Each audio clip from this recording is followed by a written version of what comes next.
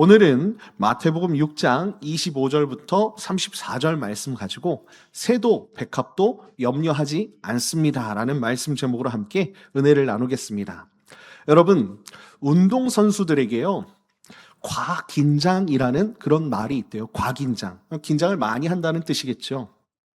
여러분, 단거리 육상 선수가 출발선 앞에 섰을 때 반드시 빨리 달려야 한다는 마음이 있을까요, 없을까요? 있겠죠. 그렇죠? 빨리 달려야 그 몇 초라도 기록을 갱신하지 않겠습니까? 그래서 빨리 달리려고 온몸에 뭐가 들어가는 거예요? 힘이 들어가요, 힘이. 여러분, 온몸에 힘이 들어가면 기록이 빠를까요? 아니면 느려질까요? 힘이 들어가면 들어갈수록 오히려 기록은 떨어진다고 합니다.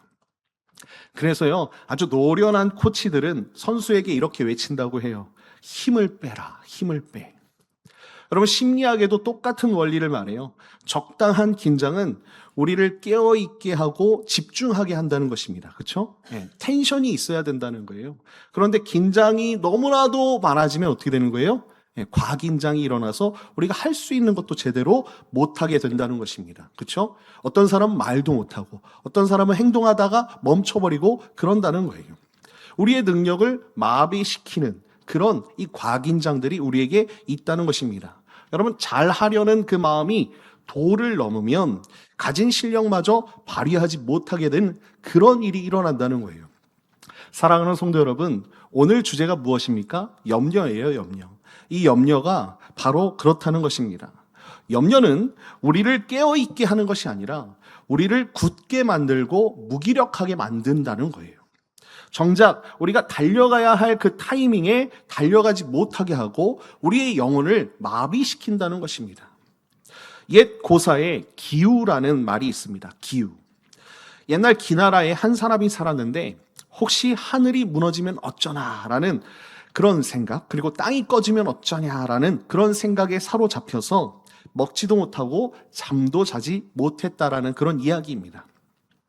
여러분, 일어나지도 않은 일, 일어날 수도 없는 일을 우리가 미리 끌어와서 하루를 송두리째 우리의 생각으로 말미암아 무너뜨린 적이 한두 번이 아니지요. 그렇죠?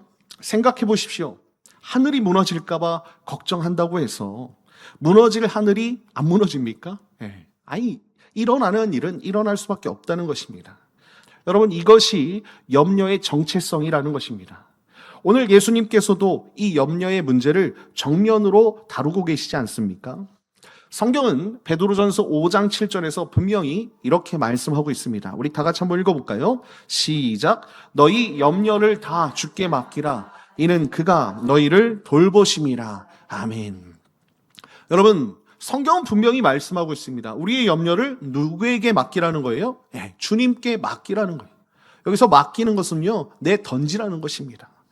그가 우리를 돌보신다는 거예요. 여러분들의 염려를 오늘 하루 주님 앞에 던져버리시길 예수님의 이름으로 축원드립니다.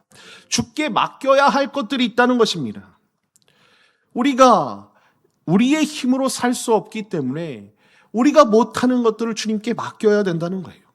염려는 우리가 끌어안고 있어야 할 짐이 아니라는 것을 여러분들이 잊지 마시고요. 우리를 돌보시는 하나님을 바라보시는 저와 여러분 다 되시길 예수님의 이름으로 축원드립니다. 오늘 말씀을 통해서 우리 주님께서 우리를 어디로 데려가시는가 한번 생각해 보십시오. 골치 아픈 회의실이 아닙니다. 빽빽한 계획표도 아니라는 거예요. 바로 공중에 새가 날고 있고 들에 백합화가 피어있는 그 들판으로 우리를 데려가서 이렇게 말씀하시는 거예요. 공중의 새를 보라고 말씀하시고 들의 백합화가 어떻게 자라는가를 우리에게 생각해 보라고 말씀하고 있다는 것입니다. 여러분, 우리가 혹시나 분주함으로 인해서 세상의 걱정과 염려로 인해서 우리의 시야가 좁아졌다면 오늘 말씀을 통해서 창조주 하나님이 어떤 분이신지, 그분이 우리를 어떻게 돌보고 계시는지를 우리가 함께 묵상하고 은혜를 나누는 시간을 가졌으면 좋겠습니다. 자, 그렇다면 우리는 이 염려를 어떻게 다루어야 하는가라는 것입니다. 자, 첫 번째는 이것입니다. 첫 번째는요, 염려의 정체를 직시해야 된다는 것입니다. 자, 오늘 본문 27절만 우리 다 같이 한번 읽어볼게요. 시작. 너희 중에 누가 염려함으로 그 키를 한 자라도 더할 수 있겠느냐라고 말씀하는 것을 볼 수 있습니다. 그렇습니다. 여러분, 예수님께서는 염려에 대해 아주 정직하게 질문을 던지시고 계세요. 염려함으로 그 키를 한 자라도 더할 수 있겠느냐라는 질문이십니다. 여러분, 밤새도록 키가 크게 해달라고 염려한다고 해서 우리가 키가 자라납니까? 그렇지 않지요. 염려는 단 한 자도, 단 1cm도 우리에게 그 키를 더하지 못한다는 것입니다. 염려는요, 아무것도 변화시키지 못한다는 거예요. 오히려 그 염려가 우리에게 무언가를 빼앗아 가죠. 우리의 마음을 빼앗아 간다는 것입니다. 여러분, 심리학에 터널 시야라는 말이 있습니다. 캄캄한 터널 속을 달릴 때 우리 눈에는 오직 저 끝에 작은 출구만 보인다는 거예요. 그렇죠? 예. 터널 양옆에 무엇이 있는지, 주변이 어떠한지 전혀 보이지 않는다는 것입니다. 사람이요, 극심한 염려와 두려움에 빠지면 바로 이렇게 되는 거예요. 그냥 맨 끝에 있는 빛만 살짝 보이는 것입니다. 오직 그 걱정거리 하나만 눈에 들어오고 그것만 자꾸 커 보이는 거예요. 그렇죠? 커져 보이는 것입니다. 바로 곁에 계시는 우리 하나님, 그 하나님이 우리를 돌보고 계시는데도, 그 하나님께서 우리에게 베푸시는 은혜가 분명히 있는데도 불구하고 그 염려 때문에 바로 앞에 있는 것만 볼 수밖에 없는 우리들이 있다는 거예요. 바로 이것이 터널 시야라는 그런 말입니다. 생각해 보십시오. 오늘 본문 26절에 공중에 새가 날고 있고 28절에 뭐라고 얘기하고 있어요? 들의 백합이 아름답게 피어 있다고 말씀하고 있습니다. 곧 하나님의 돌보심의 증거가 우리 눈앞에 그리고 사방에 가득하다라고 말씀하고 있는 거예요. 그러니까 사랑하는 성도 여러분, 걱정과 염려가 있으면 주변을 좀 돌아보시고 또 하늘도 한번 또 쳐다보십시오. 여러분, 세상 걱정 때문에 계속 그 한 점만 바라보지 마시고 여러 가지 면을 여러분들 한번 보시기를 예수님의 이름으로 축원드립니다. 오직 자기 걱정에 캄캄한 터널 속에 갇혀버리지 않았으면 좋겠어요. 때론 주변 사람들의 이야기도 듣고, 그렇죠? 하나님의 말씀을 다시 한번 묵상하고, 그리고 설교도 들어보고, 여러 가지 다양한 것들을 통해서 그 염려를, 그 마음을 하나만 집중했던 것들을 분산시켜서 그 염려를 사라지게 하는 저와 여러분이 되었으면 좋겠습니다. 사랑하는 성도 여러분, 여기서 우리가 영적으로 깨달아야 할 것이 있어요. 염려는 단순한 감정의 문제가 아니라는 것입니다. 염려는 사실 하나님의 자리를 내가 빼앗는 거예요. 무슨 말씀인지 아시겠어요? 내 목숨, 내 먹을 것, 내 입을 것, 그 모든 것을 내가 책임지겠다고 하나님이 붙들고 계시는 그 영역을 내 손으로 움켜쥐고 있는 것이 염려라는 것입니다. 그래서 우리가 염려할 때 우리는 사실 이렇게 말하고 있는 거예요. 하나님, 이 일만큼은 제가 알아서 하겠습니다. 하나님, 이 일만큼은 제가 책임지겠습니다. 라고 이야기하는 것이 염려라는 거예요. 그 염려를 누구에게 내던져야 돼요? 하나님께 던져야 되는데, 하나님께 풀어놔야 되는데, 내가 꼭 안고 있으면 바로 이렇게 우리가 이야기하는 것과 같다는 것입니다. 그래서요, 여러분, 염려는요, 그리고 걱정은요, 두려움은 불신앙의 정체라는 것입니다. 여러분, 불신앙과 같다라는 거예요. 만물을 붙드시고 다스리시는 하나님의 절대 주권을 우리가 인정하지 못하는 그런 모습이라는 것입니다. 그래서 내 인생의 주인은 바로 나야. 작은 신이 되어서 내가 그 문제들을 붙잡고 그 염려하면서 어떻게 해서든 해결해 보려고 골몰하는 그 모습들이 우리 안에 있다는 것입니다. 그러나 여러분 한번 보십시오. 그렇게 움켜쥐고 있어도 키 한 자조차도 더 자라지 못하게 한다는 거예요. 염려는 더하는 것이 없어요. 다만 빼는 것만 있습니다. 더하기는 없고요. 빼는 것만 있는 거예요. 오늘의 평안을 우리에게 빼앗아가고 하나님을 향한 시선을 우리에게 빼앗아가고 하나님께서 주신 그 평안의 그 누림을 빼앗아가는 것이 염려라는 것입니다. 여러분, 이 염려를 하나님께 던지시길 예수님의 이름으로 축원드립니다. 여러분, 이 한 주간 캄캄한 염려의 터널에서 빠져나오십시오. 한 점만 보지 마시고요. 여러 면을 보시고 무엇보다 하나님을 바라보시길 예수님의 이름으로 축원드립니다. 하나님께서 하신다는 거예요. 하나님의 절대 주권을 신뢰하시고 하나님, 내 길을 인도하여 주시옵소서. 사람이 마음으로 자기의 길을 계획할지라도 그 걸음을 인도하시는 분이 누구세요? 여호와 하나님이시잖아요. 그러니까 하나님을 신뢰하시는 저와 여러분 다 되시길 예수님의 이름으로 축원드립니다. 자, 그렇다면 염려의 정체를 직시한 우리가 그 다음에는 무엇을 해야 하는가라는 것입니다. 두 번째는 이것입니다. 두 번째는요, 시선을 옮겨야 된다는 것입니다. 오늘 본문 26절과 28절부터 30절을 우리 다 같이 한번 읽어보겠습니다. 우리 다 같이 읽겠습니다. 시작.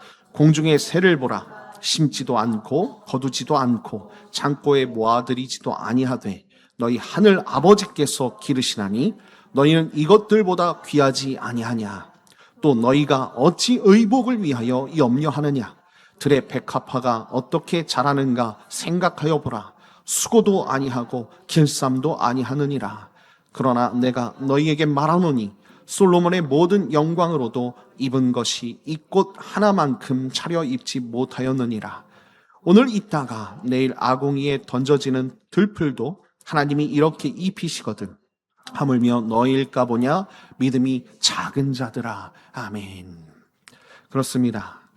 사랑하는 성도 여러분, 예수님께서는요, 염려하는 우리에게 분명히 명령하고 있는 것을 볼 수 있습니다. 공중의 새를 보라는 거예요. 그리고 들의 백합화가 어떻게 자라는지를 생각해 보라는 것입니다. 여러분, 이것은 염려라는 그 시선의 집중을 어디로 분산시키는 거예요? 다른 곳으로 지금 분산시키고 있는 것을 볼 수 있습니다. 염려라는 터널에만 갇혀있지 말라는 거예요. 우리 예수님은요, 그 시선을 이제 위로, 밖으로 하나님의 돌보심으로 돌려보아서 정말로 우리가 그 시선들을 분산시키라고 말씀하고 있는 것 아니겠습니까? 여기서 예수님께서 드시는 그 비유가 너무나도 절묘합니다. 공중에 한번 새를 보십시오. 새는 무엇을 합니까? 26절에 보니까 심지도 않고 거두지도 않고 창고에 모아들이지도 아니하되라고 얘기하고 있어요. 예, 새는 아무것도 하지 않죠. 농사를 짓지 않습니다. 곳간에 쌓아두지도 않아요. 그런데 새가 굶어 죽습니까? 절대로 굶어 죽지 않다는 거예요. 하늘 아버지께서 어떻게 하세요? 이 새들을 먹이신다는 것입니다. 여러분, 들의 백합화를 한번 보십시오. 백합은 무엇을 합니까? 수고도 아니하고 길쌈도 아니하느니라라고 말씀하고 있지 않습니까? 여러분, 백합은요, 옷감을 짜지 않습니다. 바느질을 하지 않습니다. 그렇죠? 그런데도요, 29절을 보니까 그 영광이 어떻다라고 말씀하고 있어요. 솔로몬의 모든 영광으로도 입은 것이 이 꽃 하나만큼 차려입지 못하였느니라라고 말씀하고 있어요. 그러니까 이 백합의 옷이 이 솔로몬의 모든 영광보다 더 찬란하고 멋지다라고 우리 예수님께서 말씀하고 있는 것을 볼 수 있습니다. 인간이 누릴 수 있는 부귀 영화의 최정점인 이 솔로몬의 옷도 들에 핀 백합보다 못하다라는 거예요. 사랑하는 성도 여러분, 세상은 우리에게 무엇이라고 가르치고 있습니까? 경제 원리에는 이런 말이 있어요. 공짜 점심은 없다라는 말이 있습니다. 여러분, 무슨 말인지 잘 아시죠? 값을 치르지 않고는 먹을 수 없다라는 얘기예요. 심어야 거둘 수 있고 수고해야 먹을 수 있고 일해야 입을 수 있다는 것입니다. 그것이 세상이 돌아가는 냉정한 법칙 아니겠습니까? 그런데 한번 보십시오. 여러분, 새는요, 심지도 않고 거두지도 않는데 먹는다는 거예요. 백합은 수고도 하지 않고 길쌈도 하지 않는데 옷을 입고 있다는 거예요. 여러분, 세상의 경제 원리로는 도저히 설명할 수 없는 이 영적인 일들이 우리 안에 있다는 것입니다. 왜 그렇습니까? 하나님 나라는 세상의 원리랑은 다르게 움직이기 때문에 그렇습니다. 바로 값없이 베푸시는 그 은혜 때문에 우리가 살아가고 있다는 거예요. 여러분, 이것을 믿으십니까? 사랑하는 성도 여러분, 이것이 바로 우리 신앙의 핵심이라는 거예요. 우리가 구원받은 것이 우리의 수고와 공로 때문입니까? 아니라는 거예요. 오직 하나님의 값없이 베푸시는 은혜 때문에 우리가 여기까지 살고 여기까지 도움을 받았다는 것을 여러분들이 잊지 마시길 예수님의 이름으로 축원드립니다. 여러분, 새를 먹이시고 백합을 입히시는 그 손길은 곧 우리를 값없이 은혜로 먹이시고 입히시는 우리 예수님의 손길과 같다라는 거예요. 새와 백합을 먹이시고 입히시는 그 하나님께서 누구십니까? 태초에 만물을 만드시고 에덴 동산에서 사람을 먹이시고 입히셨던 그런 창조주 하나님 아니십니까? 그 하나님은 광야 40년 동안 이스라엘 백성들에게 하늘에서 무엇을 내려주셨어요? 만나를 내려주셨어요. 심지도 거두지도 못하는 그들을 먹이셨다는 것입니다. 고기가 먹고 싶다고 할 때는 메추라기를 보내주시지 않으셨습니까? 여러분, 이 언약의 하나님이 우리 하나님, 저와 여러분의 하나님이라는 거예요. 그리고 그 하나님은 마침내 우리의 가장 큰 필요를 위해 가장 귀한 것을 값없이 내어주셨지요. 그것은 바로 무엇입니까? 바로 예수 그리스도라는 거예요. 여러분, 로마서 8장 32절에 보니까 이런 말씀이 있습니다. 우리 다 같이 한번 읽어볼까요? 시작. 자기 아들을 아끼지 아니하시고 우리 모든 사람을 위하여 내주시니가 어찌 그 아들과 함께 모든 것을 우리에게 주시지 아니하겠느냐. 아멘이시죠? 그렇습니다. 아끼지 않으셨어요. 우리를 위해 단 하나도 아끼지 않으셨습니다. 그 아들마저도 주셨다는 것입니다. 새 한 마리도 먹이시는 그 하나님께서 자기 아들을 값없이 우리에게 내어주셨다는 사실을 잊지 않으셨으면 좋겠습니다. 우리 하나님 아버지께서 우리의 먹을 것, 입을 것을 분명히 책임져 주신다는 거예요. 여러분, 개척 초기입니다. 개척을 저희 교회가 2019년에 오산에서 개척을 했어요. 그런데 그때는 제가 일을 좀 했습니다. 근데 코로나가 찾아오죠. 코로나가 찾아와서 2020년도인가? 제가 일을 중단할 수밖에 없었어요. 코로나가 오니까 일할 수가 없잖아요. 그런데 생활비는 누가 봅니까? 제가 벌어야죠. 근데 하나님이 일하지 말라는 마음을 주셨어요. 그래서 일하지 않고 어떻게 한번 버텨볼까 하고 그냥 기도하고 계속해서 일하지 않고 있었습니다. 어떤 분들은 목사님 왜 일을 하지 않아? 이렇게 생각할 수 있죠. 가정을 돌보지 않나? 그런데 저에게 어떤 마음이 있었던 것 같아요. 그래서 일을 하지 않았는데 저희 가족이 살 수 있었을까요? 못 살았을까요? 살 수가 있었습니다. 네. 어떤 곳에서 후원금이 들어오는데 우리가 생각지도 못한 돈들이 들어오는 거예요. 그 코로나 기간에. 코로나가 딱 끝나니까 딱 일할 수 있는 시간이 되니까 다시 일을 했거든요. 코로나 끝나고 일을 했는데 그때 딱 그 후원이 멈췄습니다. 사랑하는 성도 여러분, 하나님은 믿는 자에게 주시는 줄 믿습니다. 여러분, 힘들어도 어려워도 우리의 시선을 하나님께 옮겼으면 좋겠어요. 내 통장을 보고 내 형편을 보고 내 걱정거리를 보면 여러분, 우리는 마음이 무너질 수밖에 없어요. 그렇죠? 그러나 새를 먹이시고 백합을 입히시는 우리 독생자 예수 그리스도까지 우리에게 보내주신 그 아버지를 생각하고 그분을 바라보면 그 염려는 분명히 사라질 줄 믿습니다. 이 한 주간 나의 걱정에 갇혀서 시선이 계속해서 그 터널만 바라보는 그 시선이 이제는 값없이 베풀어 주시는 그 은혜, 그 아버지의 손길을 바라보는 저와 여러분으로 변화되기를 예수님의 이름으로 축원드립니다. 자, 그렇다면 시선을 옮긴 우리가 마지막으로 무엇을 해야 하는가라는 것입니다. 세 번째는 이것입니다. 우선순위를 바꿔야 된다는 거예요. 자, 오늘 말씀을 보니까 이렇게 말씀하고 있습니다. 31절부터 33절 우리 다 같이 한번 읽어볼까요? 시작. 그러므로 염려하여 이르기를 무엇을 먹을까, 무엇을 마실까, 무엇을 입을까 하지 말라. 이는 다 이방인들이 구하는 것이라. 너희 하늘 아버지께서 이 모든 것이 너희에게 있어야 할 줄을 아시느니라. 그런즉 너희는 먼저 그의 나라와 그의 의를 구하라. 그리하면 이 모든 것을 너희에게 더하시리라. 아멘. 자, 오늘 말씀을 보니까 이렇게 말씀하고 있죠. 예수님은 이제 염려를 이기는 가장 결정적인 비결을 우리에게 말씀해 주고 있다는 것입니다. 자, 오늘 말씀 33절에 보니까 뭐라고 말씀하고 있어요? 여러분들 잘 아시죠? 너희는 먼저 그의 나라와 그의 의를 구하라는 거예요. 여기서 우리가 주목해야 할 단어가 있습니다. 먼저라는 단어예요. 염려를 이기는 길은 단순히 걱정을 하지 않으려고 하는 그 애쓰는 데 있지 않다는 것입니다. 먼저 우리가 무엇을 구하느냐, 곧 우리의 우선순위를 어떻게 바꾸느냐에 있다는 거예요. 여러분, 이것을 제가 쉽게 설명을 드릴게요. 여러분, 회사 직장인 교육에서 자주 사용하는 유명한 예화인데요. 빈 항아리가 하나 있다고 한번 생각해 보십시오. 그리고 거기에 큰 돌과 작은 자갈과 그리고 모래가 있어요. 이것을 다 항아리에 넣어야 하는데 어떻게 해야 넣을 수 있을까요? 여러분 잘 아시죠? 네, 화분 해보신 분들은 다 아실 것입니다.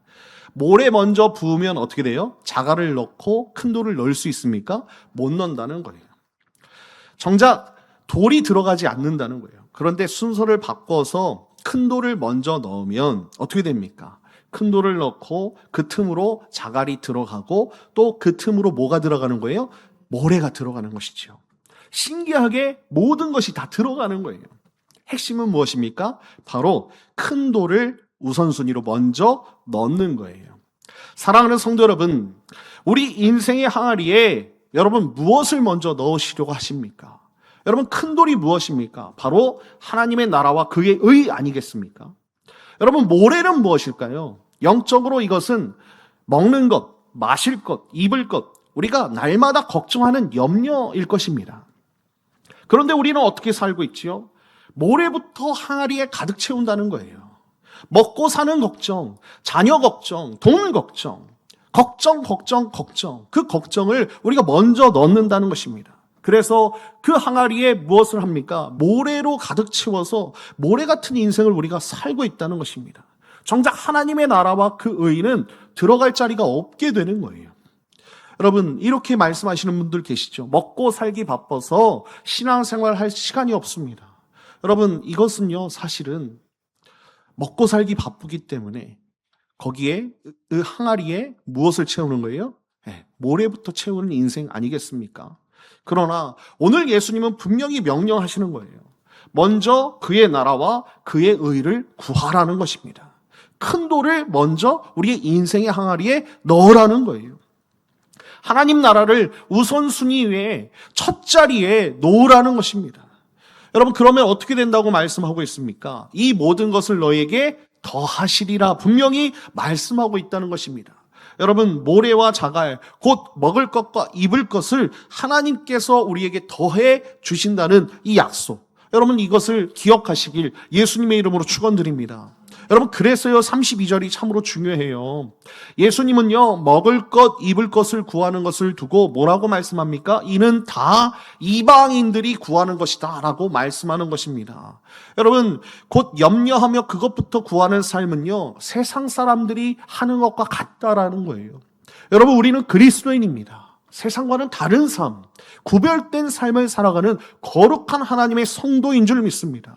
그런데 자꾸 우리의 삶의 방식은 어떻게 해요? 세상 사람들과 같은 삶의 방식을 살아가려고 한다는 거예요.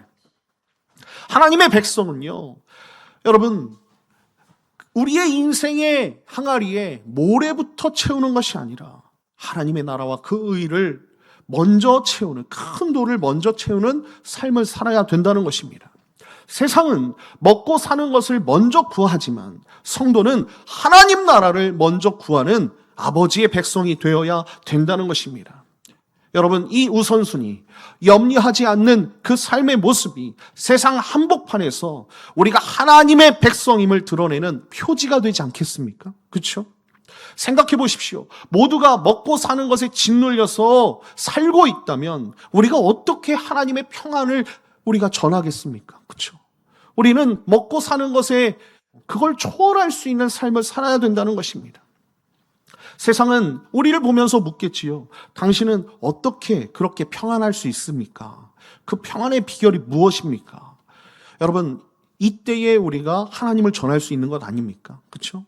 우리가 하나님을 먼저 이 인생의 항아리에 담는다면 우리는 분명 이 질문에서도 하나님이 하십니다. 하나님이 일하세요. 하나님이 우리를 채우시고요. 우리가 하나님의 나라와 그 의를 구하면 이 모든 것을 더하신다고 말씀하셨습니다라는 가장 강력한 우리의 삶의 전도가 될 것임을 저는 믿습니다. 여러분, 이 한 주간 우리의 인생 가운데 모래부터 채우지 마시고요. 큰 돌을 먼저 넣으면서 하나님 나라를 먼저 구하는 저와 여러분 다 되시길 예수님의 이름으로 축원드립니다. 말씀을 맺겠습니다. 지금으로부터 수십 년 전 일본 아오모리현에서 있었던 실화입니다. 여러분, 이 지역은 사과로 유명한 곳인데요. 어느 해 수확을 앞두고 엄청난 태풍을 맞았어요. 그 태풍에 사과의 이 90%가 다 떨어져 버렸습니다. 농부들은 절망했지요. 한 해 농사가 다 끝났다고 생각했습니다. 그런데 한 농부가 떨어진 사과가 아니라 떨어지지 않고 가지에 붙어있는 이 10%의 사과를 본 거예요. 시선을 옮긴 것이죠. 그리고 거기서 아주 놀라운 생각을 합니다. 이 사과는 그 엄청난 태풍에도 떨어지지 않았구나. 그래서 이 사과에 이름을 이렇게 붙여서 팔았습니다. 어떤 태풍에도 떨어지지 않는 합격 사과. 여러분, 수험생들에게 이 사과가 어떻게 됐을까요? 불티나게 팔린 거예요. 오히려 보통 사과보다 몇 배나 비싼 값에 팔려서 큰 복이 되었다는 이야기입니다. 사랑하는 성도 여러분, 우리 인생에도 태풍 같은 염려가 분명히 몰아칩니다. 먹고 사는 염려, 자녀의 염려, 내일 일의 염려가 우리를 흔들어 댄다는 거예요. 그 태풍 앞에서 어떤 사람은 다 떨어진 90%의 그 사과를 보면서 절망하는 것이지요. 그러나 여러분, 믿음의 사람은 그 태풍에도 떨어지지 않는 그 한 사과를 보는 거예요. 10%의 사과. 여러분, 이것이 바로 우리를 붙드시는 하나님의 손인 줄 믿습니다. 먼저 그의 나라와 그의 의를 구하는 자, 하나님의 손에 붙들린 자는 그 어떤 염려의 태풍에도 떨어지지 않는다는 거예요. 오히려 그 태풍을 지나며 떨어지지 않는 그 믿음을 더 값지게 만든다는 것입니다. 여러분, 새도 염려하지 않습니다. 백합도 염려하지 않아요. 심지도 않고 거두지도 않고 하나님께서 그들을 입히시고 먹이신다는 거예요. 그분이 어떤 분이십니까? 바로 우리의 아버지라는 거예요. 그래서 우리는 구해야 되고요. 우리의 시선을 하나님께로 돌려야 할 줄 믿습니다. 우리 하나님 아버지께서 백합보다 새보다 귀한 우리를 어찌 돌보지 않으시겠습니까? 여러분, 성경은요, 빌립보서 4장 19절에서 분명히 우리에게 이렇게 약속하고 있다는 것을 잊지 않으셨으면 좋겠습니다. 우리 다 같이 한번 읽어보겠습니다. 시작. 나의 하나님이 그리스도 예수 안에서 영광 가운데 그 풍성한 대로 너희 모든 쓸 것을 채우시리라. 아멘이시죠? 네, 우리 하나님께서 예수 그리스도의 그 영광 가운데서 풍성한 대로 너희의 모든 쓸 것을 채우신다. 분명히 말씀하셨다는 것을 잊지 마시고요. 새와 백합을 먹이시고 입히시는 그 하나님께서 예수 그리스도 안에서 우리를 평안케 하신다는 것. 그래서 우리가 우리의 마음을 붙잡고 정말로 하나님을 붙잡고 우리가 기도하면 하나님께서 능력을 베푸신다는 것을 잊지 마시고 여러분들의 염려를 버리시고 하나님 앞에 내어놓으시고 이번 주도 그 염려의 터널에서 빠져나와서 하나님을 붙잡고 하나님의 그 거룩한 나라를 바라보며 예수 그리스도의 그 영광 가운데 살아가는 저와 여러분 다 되시길 예수님의 이름으로 축원드립니다.